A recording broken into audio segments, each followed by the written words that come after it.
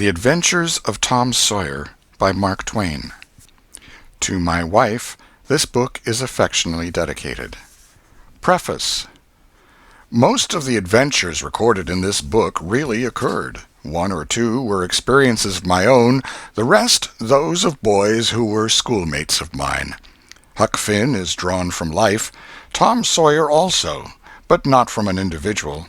He is a combination of the characteristics of three boys whom I knew, and therefore belongs to the composite order of architecture. The odd superstitions touched upon were all prevalent among children and slaves in the West at the period of this story, that is to say 30 or 40 years ago. Although my book is intended mainly for the entertainment of boys and girls, I hope it will not be shunned by men and women on that account, for part of my plan has been to try to pleasantly remind adults of what they once were themselves, and of how they felt and thought and talked, and what queer enterprises they sometimes engaged in. The Author. Hartford, 1876. Chapter 1. Tom. No answer. Tom. No answer. What's gone with that boy, I wonder? You, Tom! No answer. The old lady pulled her spectacles down and looked over them about the room. Then she put them up and looked out under them. She seldom or never looked through them for so small a thing as a boy. They were her state pair, the pride of her heart, and were built for style, not service. She could have seen through a pair of stove lids just as well.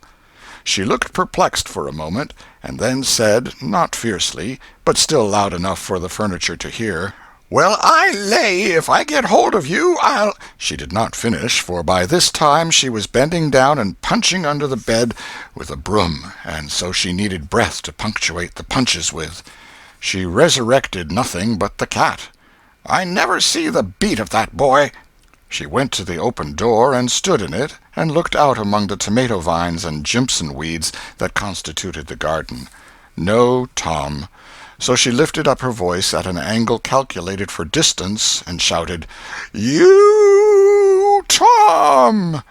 There was a slight noise behind her, and she turned just in time to seize a small boy by the slack of his roundabout and arrest his flight. "There! I might have thought of that closet. What you been doing in there?" "Nothing." "Nothing? Look at your hands, and look at your mouth. What is that truck?" "I don't know, Aunt." "Well, I know. It's jam, that's what it is. 40 times I've said if you didn't let that jam alone, I'll skin you. Hand me that switch." The switch hovered in the air. The peril was desperate. "My, look behind you, Aunt." The old lady whirled round and snatched her skirts out of danger. The lad fled on the instant, scrambled up the high board fence, and disappeared over it.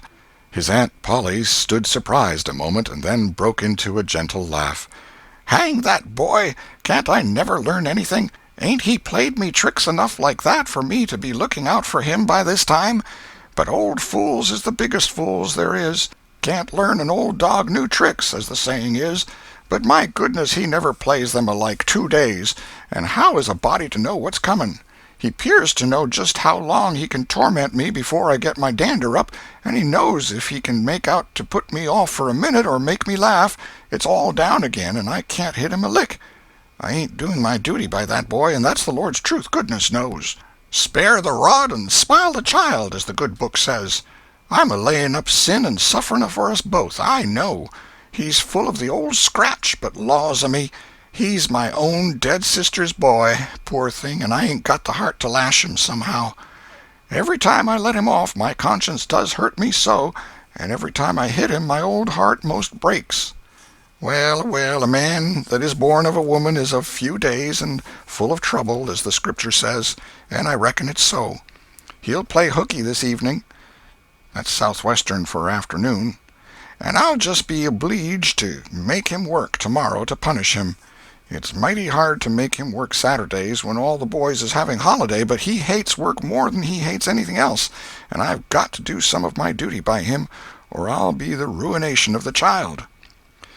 Tom did play hooky, and he had a very good time. He got back home barely in season to help Jim, The small colored boy saw next day's wood and split the kindling before supper. At least he was there in time to tell his adventures to Jim, while Jim did three-fourths of the work. Tom's younger brother, or rather half-brother, Sid, was already through with his part of the work, picking up chips, for he was a quiet boy and had no adventurous, troublesome ways. While Tom was eating his supper and stealing sugar as opportunity offered, Aunt Polly asked him questions that were full of guile and very deep, for she wanted to trap him into damaging revealments. Like many other simple-hearted souls, it was her pet vanity to believe she was endowed with a talent for dark and mysterious diplomacy, and she loved to contemplate her most transparent devices as marvels of low cunning. Said she, "Tom, it was middling warm in school, wasn't it?" "Yes'm." "Powerful warm, wasn't it?" "Yes'm." "Didn't you want to go in a-swimming, Tom?" A bit of a scare shot through Tom, a touch of uncomfortable suspicion. He searched Aunt Polly's face, but it told him nothing. So he said, "No, well, not very much." The old lady reached out her hand and felt Tom's shirt and said, "But you ain't too warm now, though." And it flattered her to reflect that she had discovered that the shirt was dry without anybody knowing that was what she had in her mind. But in spite of her, Tom knew where the wind lay now, so he forestalled what might be the next move. "Some of us pumped on our heads. Mine's damp yet, see?" Aunt Polly was vexed to think she had overlooked that bit of circumstantial evidence and missed a trick. Then she had a new inspiration. "Tom, you didn't have to undo your shirt collar where I sewed it to pump on your head, did you? Unbutton your jacket." The trouble vanished out of Tom's face. He opened his jacket. His shirt collar was securely sewed. "Bother! Well, go 'long with you. I'd made sure you'd played hooky and been a-swimming, but I forgive you, Tom. I reckon you're a kind of singed cat, as the saying is, better'n you look, this time." She was half sorry her sagacity had miscarried, and half glad that Tom had stumbled into obedient conduct for once. But Sidney said, "Well, now if I didn't think you sewed his collar with white thread, but it's black." "Why, I did sew it with white, Tom." But Tom did not wait for the rest. As he went out the door, he said, "Siddy, I'll lick you for that." In a safe place, Tom examined two large needles, which were thrust into the lapels of his jacket, and had thread bound about them. One needle carried white thread, and the other black. He said, "She'd never noticed if it hadn't been for Sid. Confound it! Sometimes she sews it with white, and sometimes she sews it with black. I wish to Jiminy she'd stick to one or t'other. I can't keep the run of 'em. But I bet I'll learn Sid for that. I'll learn him." He was not the model boy of the village. He knew the model boy very well, though, and loathed him. Within 2 minutes, or even less, he had forgotten all his troubles. Not because his troubles were one whit less heavy and bitter to him than a man's are to a man, but because a new and powerful interest bore them down and drove them out of his mind for the time, just as men's misfortunes are forgotten in the excitement of new enterprises. This new interest was a valued novelty in whistling, which he had just acquired from a negro, and he was suffering to practice it undisturbed. It consisted in a peculiar bird-like turn, a sort of liquid warble, produced by touching the tongue to the roof of the mouth at short intervals in the midst of the music. The reader probably remembers how to do it, if he has ever been a boy. Diligence and attention soon gave him the knack of it, and he strode down the street with his mouth full of harmony and his soul full of gratitude. He felt much as an astronomer feels who has discovered a new planet. No doubt, as far as strong, deep, unalloyed pleasure is concerned, the advantage was with the boy, not the astronomer. The summer evenings were long. It was not dark yet. Presently Tom checked his whistle. A stranger was before him, a boy a shade larger than himself. A newcomer of any age or either sex was an impressive curiosity in the poor little shabby village of St. Petersburg. This boy was well dressed, too, well dressed on a weekday. This was simply astounding. His cap was a dainty thing, his close-buttoned blue cloth roundabout was new and natty, and so were his pantaloons. He had shoes on, and it was only Friday. He even wore a necktie, a bright bit of ribbon. He had a citified air about him that ate into Tom's vitals. The more Tom stared at the splendid marvel, the higher he turned up his nose at his finery and the shabbier and shabbier his own outfit seemed to him to grow. Neither boy spoke. If one moved, the other moved, but only sidewise, in a circle. They kept face to face and eye to eye all the time. Finally, Tom said, "I can lick you." "I'd like to see you try it." "Well, I can do it." "No, you can't either." "Yes, I can." "No, you can't." "I can." "You can't." Can't." An uncomfortable pause. Then Tom said, "What's your name?" "'Tisn't any of your business, maybe." "Well, I 'low I'll make it my business." "Well, why don't you?" "If you say much, I will." "Much, much, much. There now. Oh, you think you're mighty smart, don't you? I could lick you with one hand tied behind me if I wanted to." "Well, why don't you do it? You say you can do it." "Well, I will, if you fool with me." "Oh, yes, I've seen whole families in the same fix." "Smarty, you think you're some now, don't you? Oh, what a hat!" "You can lump that hat if you don't like it. I dare you to knock it off, and anybody that'll take a dare will suck eggs." "You're a liar." "You're another." "You're a fighting liar and doesn't take it up." "Ah, take a walk." "Say, if you give me much more of your sass, I'll take and bounce a rock off'n your head." "Oh, of course you will." "Well, I will." "Well, why don't you do it, then? Why do you keep saying you will for? Why don't you do it? It's because you're afraid." "I ain't afraid." "You are." "I ain't." "You are." Another pause, and more eyeing and sidling around each other. Presently they were shoulder to shoulder. Tom said, "Get away from me." "Go away yourself." "I won't." "Well, I won't either." So they stood, each with a foot placed at an angle as a brace, and both shoving with might and main and glowering at each other with hate. But neither could get an advantage. After struggling till both were hot and flushed, each relaxed his strain with watchful caution, and Tom said, "You're a coward and a pup. I'll tell my big brother on you, and he can thrash you with his little finger, and I'll make him do it, too." "What do I care for your big brother? I've got a brother that's bigger than he is, and what's more, he can throw him over that fence, too." Both brothers were imaginary. "That's a lie." "Your saying so doesn't make it so." Tom drew a line in the dust with his big toe and said, "I dare you to step over that, and I'll lick you till you can't stand up. Anybody that'll take a dare will steal sheep." The new boy stepped over promptly and said, "Now you said you'd do it. Now let's see you do it." "Don't you crowd me now. You better look out." "Well, you said you'd do it. Why don't you do it?" "By jingo, for 2 cents I will do it." The new boy took 2 broad coppers out of his pocket and held them out with derision. Tom struck them to the ground. In an instant both boys were rolling and tumbling in the dirt, gripped together like cats, and for the space of a minute they tugged and tore at each other's hair and clothes, punched and scratched each other's noses, and covered themselves with dust and glory. Presently the confusion took form, and through the fog of battle Tom appeared, seated astride the new boy, and pounding him with his fists. "Holler 'nuff," said he. The boy only struggled to free himself. He was crying, mainly from rage. "Holler 'nuff," and the pounding went on. At last the stranger got out a smothered "'Nuff," and Tom let him up and said, "Now that'll learn you. Better look out who you're fooling with next time."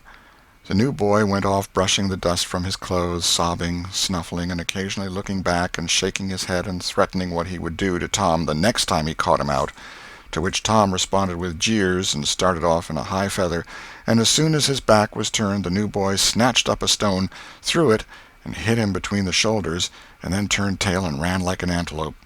Tom chased the traitor home, and thus found out where he lived. He then held a position at the gate for some time, daring the enemy to come outside, but the enemy only made faces at him through the window and declined. At last the enemy's mother appeared, and called Tom a bad, vicious, vulgar child, and ordered him away. So he went away, but he said he 'lowed to lay for that boy. He got home pretty late that night, and when he climbed cautiously in at the window he uncovered an ambuscade in the person of his aunt.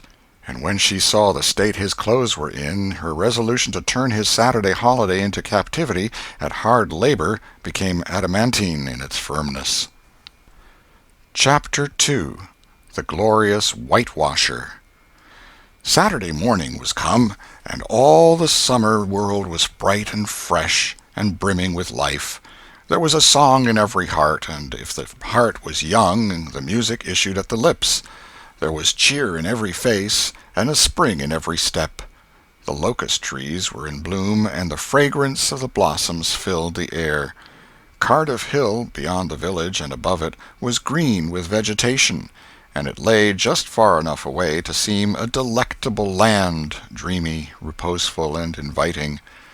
Tom appeared on the sidewalk with a bucket of whitewash and a long-handled brush. He surveyed the fence, and all gladness left him, and a deep melancholy settled down upon his spirit. 30 yards of board fence 9 feet high. Life to him seemed hollow, and existence but a burden.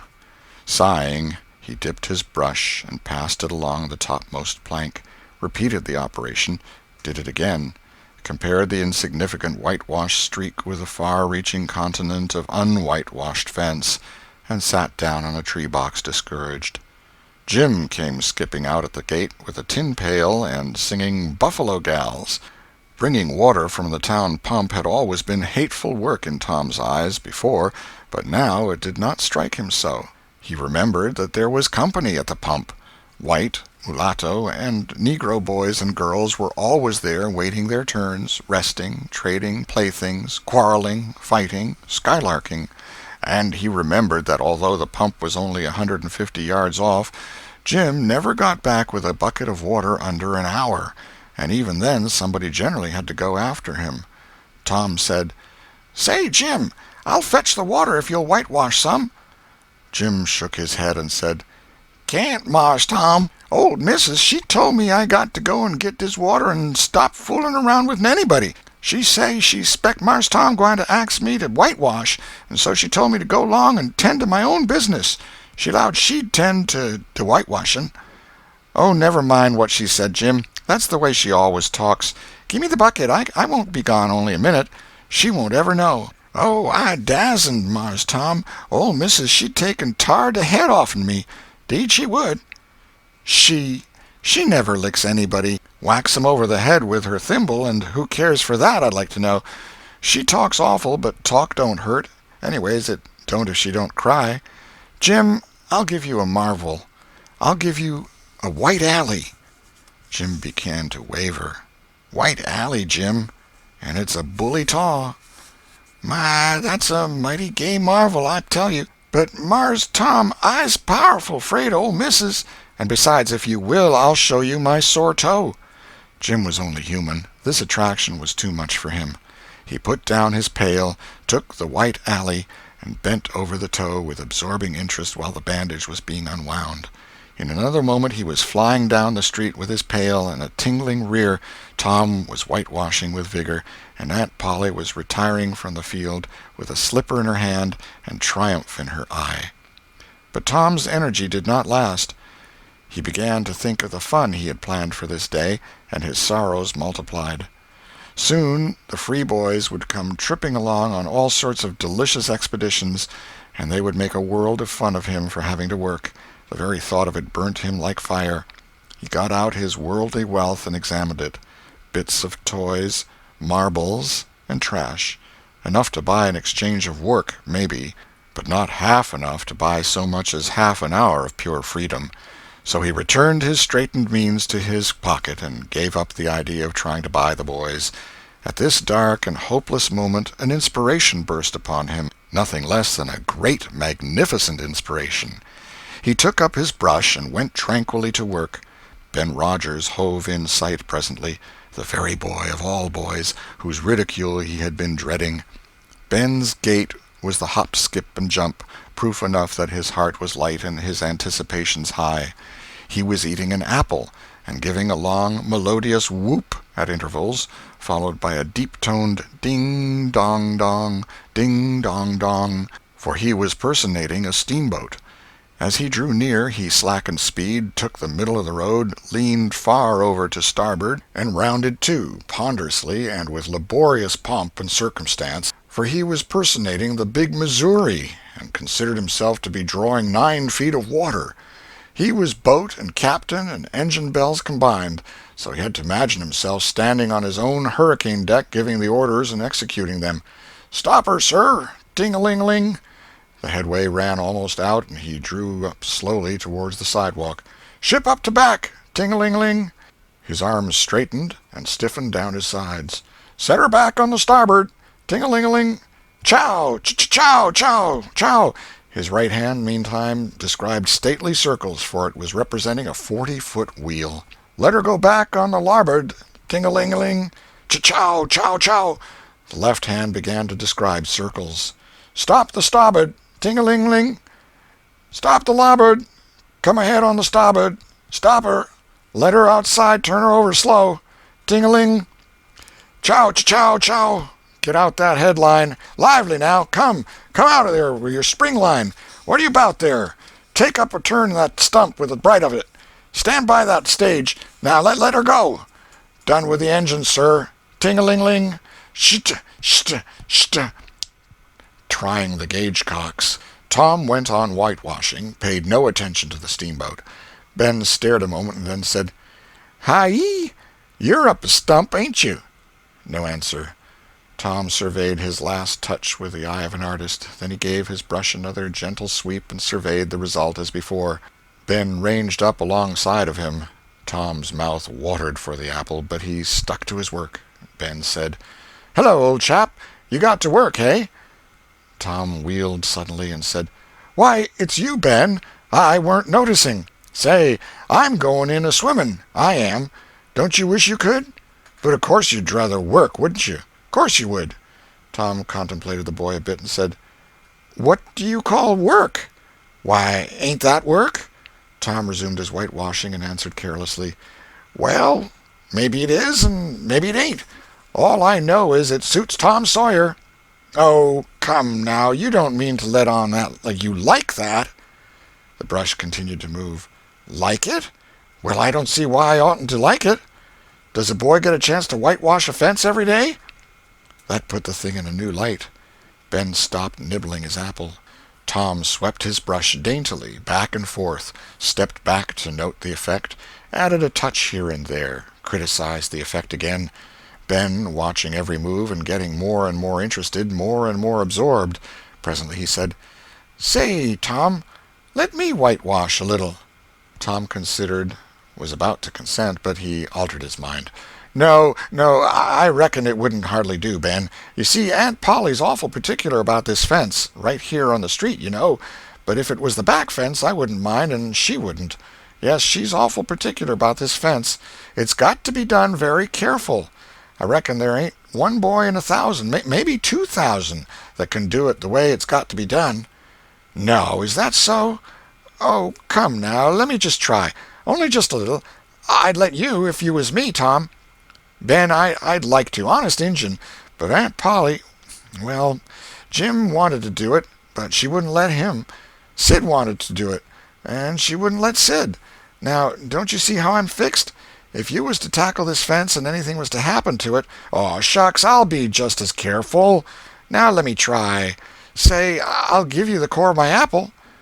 Well, here. No, Ben, no, now don't. I'm afeard. I'll give you all of it. Tom gave up the brush with reluctance in his face, but alacrity in his heart. And while the late steamer Big Missouri worked and sweated in the sun, the retired artist sat on a barrel in the shade close by, dangled his legs, munched his apple, and planned the slaughter of more innocents. There was no lack of material. Boys happened along every little while. They came to jeer, but remained to whitewash.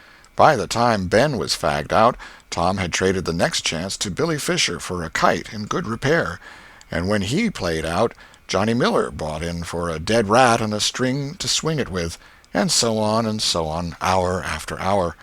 And when the middle of the afternoon came, from being a poor poverty-stricken boy in the morning, Tom was literally rolling in wealth. He had, beside the things before mentioned, 12 marbles, part of a jew's harp, a piece of blue bottle glass to look through, a spool cannon, a key that wouldn't unlock anything, a fragment of chalk, a glass stopper of a decanter, a tin soldier, a couple of tadpoles, 6 firecrackers, a kitten with only one eye, a brass doorknob, a dog collar, but no dog, the handle of a knife, 4 pieces of orange peel, and a dilapidated old window sash.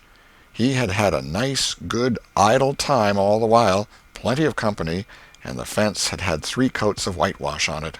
If he hadn't run out of whitewash, he would have bankrupted every boy in the village. Tom said to himself that it was not such a hollow world after all. He had discovered a great law of human action without knowing it, namely, that in order to make a man or boy covet a thing, it is only necessary to make the thing difficult to attain. If he had been a great and wise philosopher, like the writer of this book, he would now have comprehended that work consists of whatever a body is obliged to do, and that play consists of whatever a body is not obliged to do. And this would help him to understand why constructing artificial flowers or performing on a treadmill is work, while rolling 10-pins or climbing Mont Blanc is only amusement. There are wealthy gentlemen in England who drive 4-horse passenger coaches 20 or 30 miles on a daily line in the summer because the privilege costs them considerable money. But if they were offered wages for the service, that would turn it into work, and then they would resign.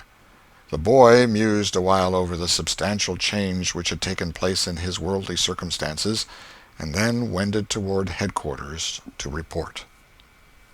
The end of Chapter 2.